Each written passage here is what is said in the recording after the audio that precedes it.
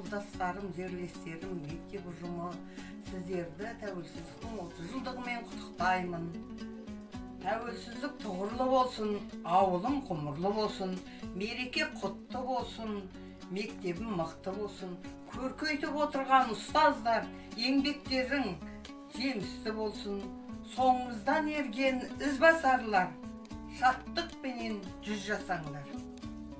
Құрметті Нұркен атындағы нөмір 13 мектеп ұжымы, құрметті әріптестерім, шәкірттерім, сіздерді Қазақстан Республикасының тәуелсіздігіне 30 жылдық мерекесімен құттықтаймын.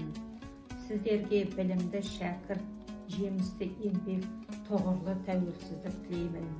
Тәуелсіздігіміз мәңгі болсын. Құрметті ауылдастар, тәуелсіздігінің 30 жылы мерейтойы құтты болсын. Көптен арман еткен тәуелсіздігінің тұғыры биік болсын. Әр отбасына бақыт береке болсын. Тәуелсіздік елдің ұрпақтары берекелі болсын.